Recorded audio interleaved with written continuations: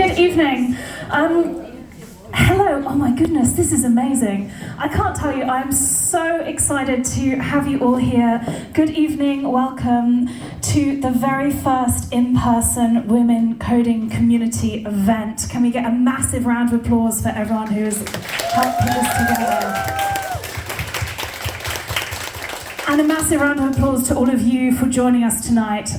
My name is Lizzie Holmes. I'm the head of experiences here at SurrealDB, and this really lucky opportunity of hosting and collaborating with Women Coding Community came about because we had plans with Women Who Code, of course, who probably all of you, actually, can we get a raise of hands? Who was part of Women Who Code?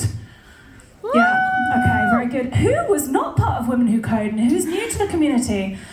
Wow, that is amazing! Oh my goodness, I'm so incredibly excited. This is such an important thing. Everyone in this room knows why it's important. We need more brilliant women in this industry and empowering other women within the industry as well. Very quickly, so Surreal and my journey, I transitioned into the world of tech 2 years ago from a background in opera singing and classical music, actually just like Mariel at the back. And I met with our two co-founders, Jamie and Toby, and Jamie said, oh, my brother's just built this database, it's going to be the next big thing, come join the company. I was like, oh, that sounds great, joined the company. And I was super new to the world of tech, and it was Women Who Code who I turned to first, and I know that that will be the case with so many people in the industry who just join, and it will be the women coding community that people turn to in the middle of a career when you're thinking, I need to find more allies and more people to speak to, so it's hugely exciting. You're going to be talking about this later. Surreal itself is just a little plug, so we're a new multi-model database that helps developers build applications faster. We bring together time series, machine learning, document and graph into one platform. You are all very busy women, I know, and this basically means that you're dealing with less backends and trying to integrate things, so please do come and check us out. We've just raised our Series A of 20 million. We've just been on Times Square as one of the top 100 cloud infra companies, so please come and talk to us about it. Yeah, we were very excited. Actually, if you would do this for us, our marketing would be really happy. So we've now got 3 stars off 26,000 GitHub stars. So if you go to SurrealDB on GitHub, and Marcus will also love you for that. I'll chat to you all day about Surreal later date, but more importantly, I'm absolutely thrilled to welcome up Irina to the stage, who is leading tonight. Thank you. Thanks a lot for amazing introduction, and thanks for each of you for coming today. It feels like really building future here today, like we're building our women coding community, and we're building it in the building. We're building a database of the future. Okay, let me quickly introduce myself. So who am I and why I'm here? So I'm ex-senior director of Women Who Code, and that was about leading networks in London, in Edinburgh, in Sofia, and Accra. And when it's closed, we decided in 2 days that we're starting everything from scratch again. So today I want to introduce you Women Coding Community, and about me, about my background. I'm already 8+ years in engineering. I started with Java, and right now I'm working at Revolut as senior software engineer. And last year I was nominated, and I was Tech Women in UK 2023. Thanks a lot. Okay, so today I'm going to talk about community, and I want to explain just in one moment why we are doing it. So think about, maybe that happened in your life, that you have someone, maybe even family or friends, who told you that programming and coding is not for you. Maybe for someone it was even a teacher who told, no, programming, technology, no, that's not for you. And anyway, you decided to go to this field. And actually, you might come here with lack of support from family, from friends, and you don't have anyone who can give you career advice. And you don't have anyone to help you to prepare for the interview. And the thing that when you're there finally, when you already started to work, your colleagues apparently have. Somehow it's happening, and that's our goal to fix it. So our community building a safe environment for everyone to meet each other, to help each other, to give career advice, to help to prepare for the interview. We have our mission, empowering women to be at the forefront of technology innovation. So we believe in the future where we are first, we are leaders, we are principal engineers, we are directors, head of engineering, and let's go to this future together. We have vision how to build this future. So we're going to give you tech career thoughts and education. We're going to give you mentorship programs that's already there. We build different programs and workshops, events, lectures. If you look at these walls, you will see our upcoming events. And we put there a QR code, so you just scan it and you register for these events. So that's the idea. And we all together in Slack, we can organize some virtual coffee chats, etc. So we actually come here to help each other. We have code of conduct in 2 words. Please be nice to each other. We do not tolerate harassment, and if you see anything wrong, anyone from member wasn't nice, please report it immediately to any of our leaders, send us a mail, or etc. And do not hesitate. When we will be several thousand of people, there might be something. And about our projects a little bit. So mentorship program, you already can find us on our official website. We also have book club. We do it every month at the end of the month. We read right now Pragmatic Programming. If you haven't read it yet, you can start and you can join and listen to our thoughts. Last time it was such a long conversation, so we decided to continue next time discuss about this book. Writing club, last session was actually amazing. We decided to brainstorm on this session and everyone finds that they actually have something to write about. So we really want to inspire you to blog as well. Speaking club, actually we have an interesting idea. You come and you do your blog post in writing, and then in speaking club, you have 5 minutes and you will see examples today, how to do it in 5 minutes, how to give your pitch. And we will help you. We will help you to find points. We will help you to find like what is the best thing to share, expression, etc. I hope you will enjoy today's talks. Yeah, and other technical tracks: machine learning, cloud, quality assurance, system design, contributors groups, lead code study groups, and also we going to launch again mock interviews, which is about actually help each other to prepare to interview. If you'd like, connect to our Slacks, find us, and we will launch it faster. And we also have small projects, small channel, where you actually can submit your CV, and we will have a look at it, and we will give you advice how to build it and how to actually enter the job with really good CV. So we're trying to do everything for you. Yeah. We always open to new volunteers. So today we have at least 5 amazing volunteers. You can find them there. Yes, and if you'd like to help us to build all this, we have so many opportunities. Open source contribution, help us with design, with website. We have designer here as well. Yes, you can say. So all our presentations and amazing logos, thanks for her. Yeah. You can, if you have experience in talking as well, like you can help us to build other talks. So actually everything that you can help this, you're welcome to be our volunteer. And here is why.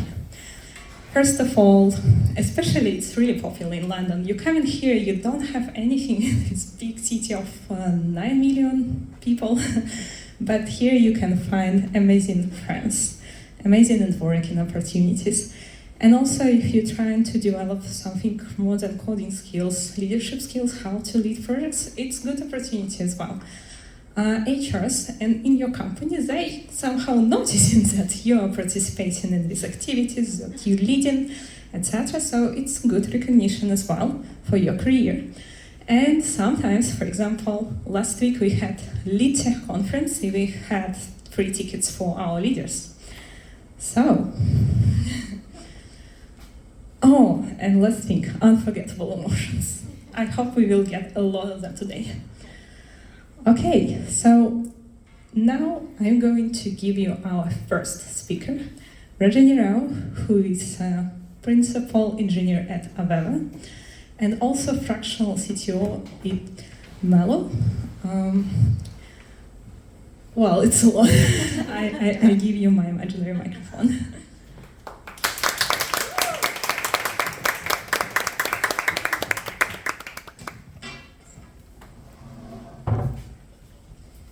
See, delegation. Thank you, Irina.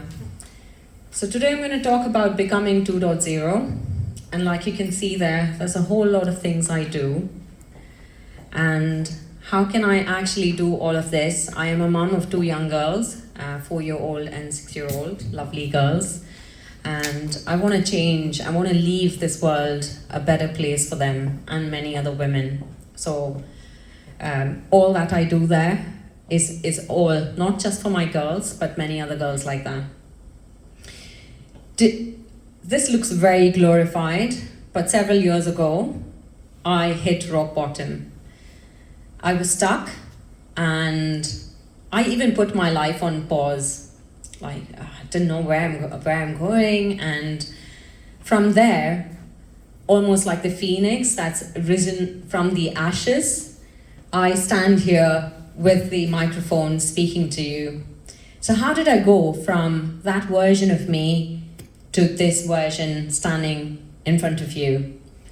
And I think I figured this formula, which I'm going to share with you, and how we're going to bridge the gap from where we are today to where we can be. I call it becoming 2.0 because I'm a techie and I love my versioning.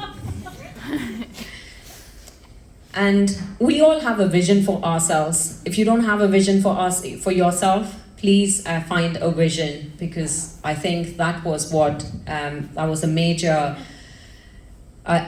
major part of who I am today.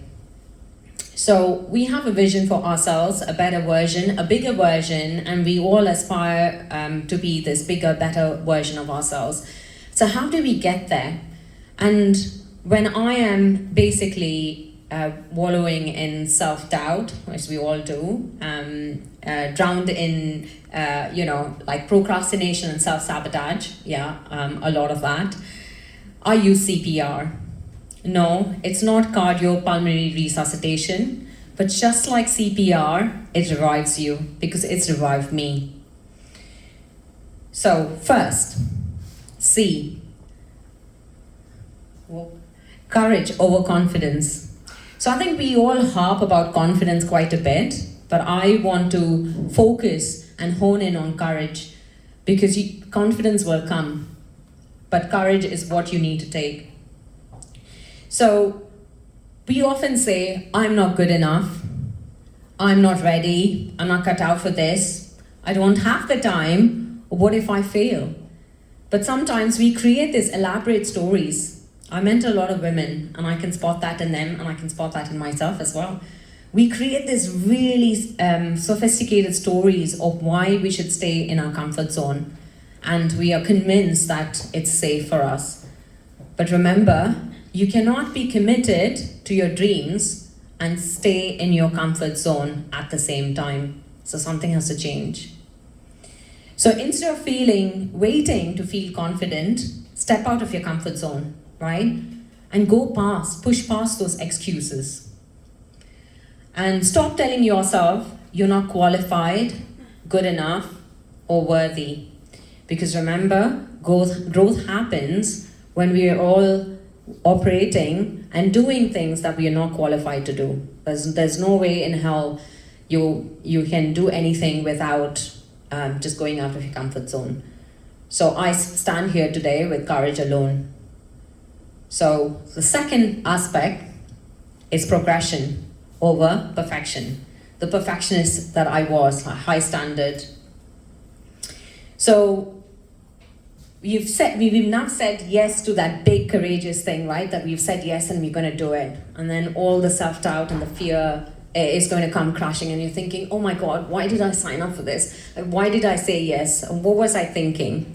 So when you're feeling that, and when you're feeling overwhelmed by this new courageous thing, and the challenge you've set for yourself, the key is to break it down. Break it down into smaller, manageable chunks, and then execute on that, on those chunks, little at a time. It doesn't have to be perfect. Just like a child learns to walk by stumbling, exactly that way, just stumble and get there. But be consistent, show up, and just keep stumbling along the way, and you will get there, promise. And this mindset has actually helped me battle procrastination. When I say procrastination, you have no clue about procrastination, because like I want that perfect everything. And for me to actually have to change this is a big deal. So I have gone from, wanting that flawless end result to embracing atomic habits. And it's really helped me quite a bit. Remember, again, consistency is the key. So now, third part, once you've taken the consistent small action, what's next? Right, because you've taken something and it's in an uncharted territory, you're bound to fail. Now, what's resilience? So resilience is it's actually bouncing back and getting over the setback quickly if you can, and when you are in this, so the way I have dealt with resilience is basically looked at failures as a stepping stone to success. And actually, now that I look for it, every failure has actually made me who I am today, and I embrace failure in that sense. And by positively reframing failure and not beating myself up for it and showing the same compassion I've showed other women, I think I can get over this fear of failure that I have. So embrace challenges and hardships with grace and optimism. No matter what, keep that fire burning, be optimistic, acknowledge that, failure is a stepping stone to success, and adjust and thrive in the face of change.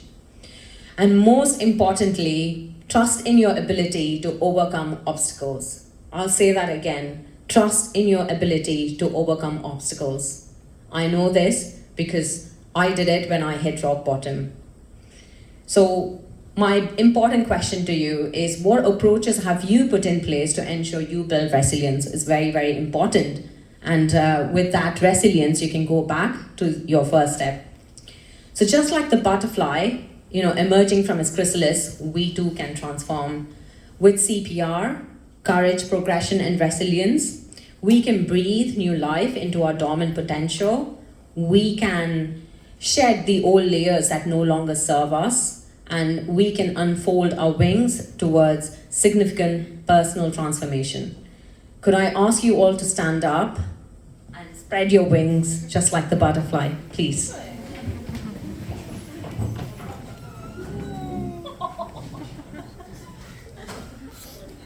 The wider, the bigger, the better.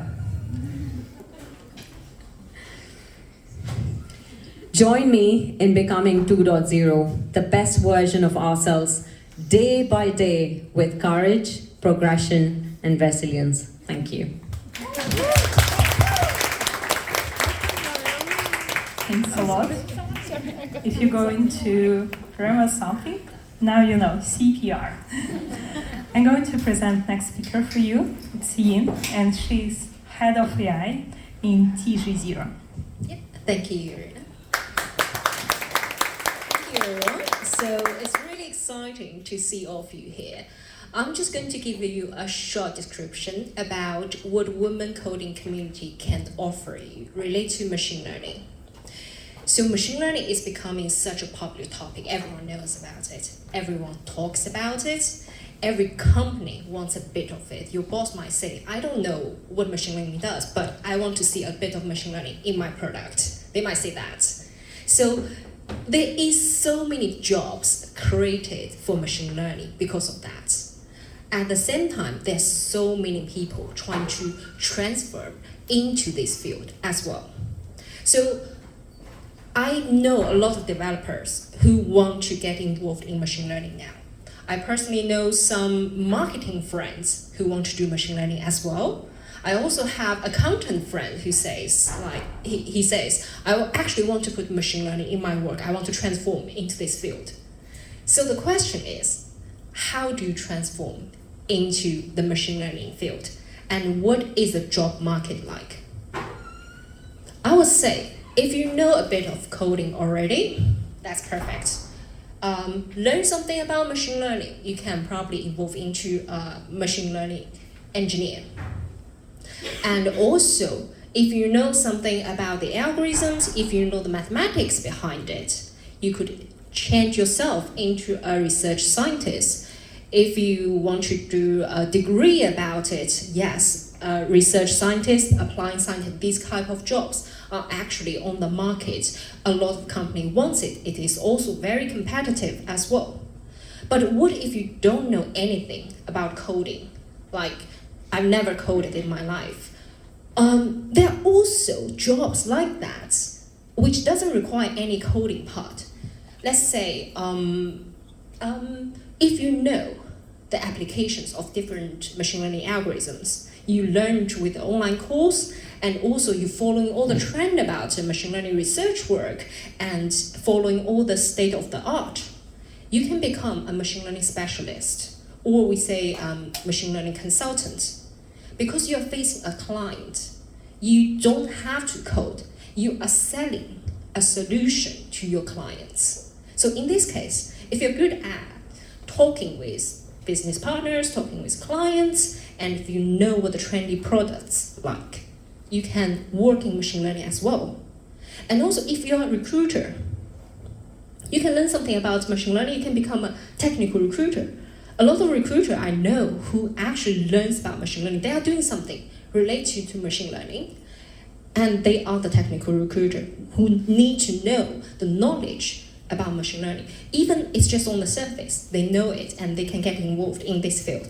So it doesn't necessarily need to be everything related to the coding part or software engineering part.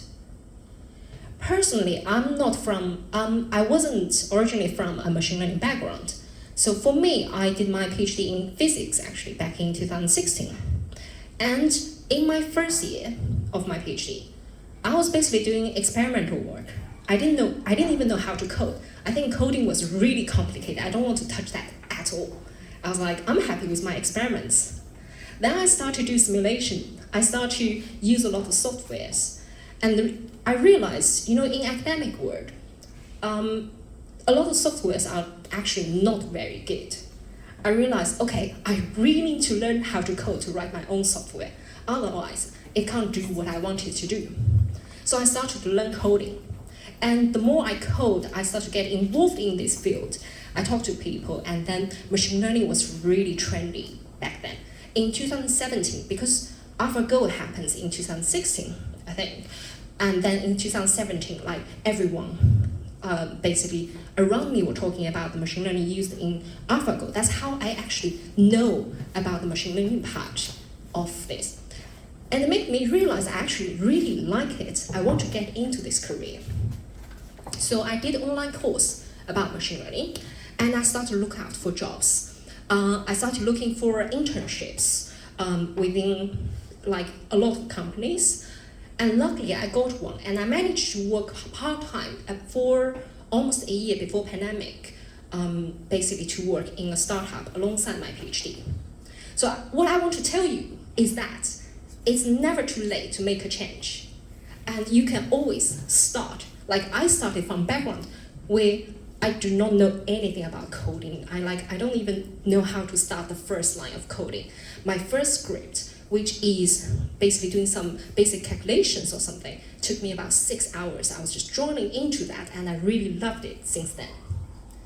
So you can change from now, but also be careful about it, because everyone loves machine learning now for some reason, and it is a popular market, which means you have a lot of competitors.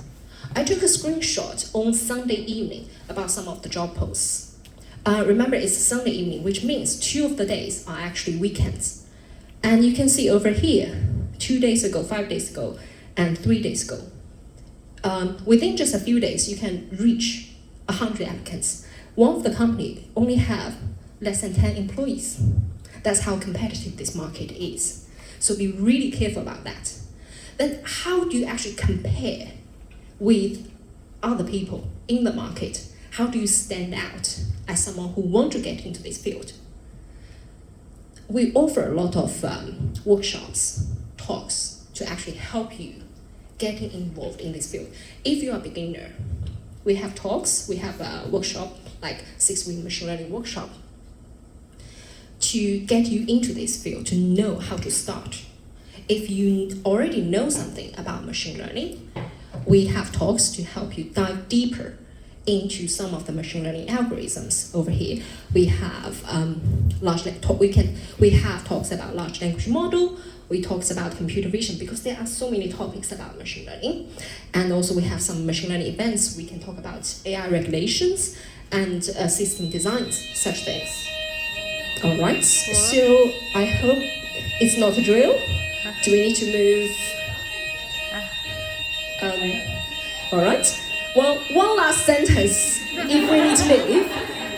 We have a program, Artificial Intelligence, in our Slack channel. So this is a Slack channel. Once you're in the Slack, find this channel, join us to keep up to date with our events before we run out of this room. Okay.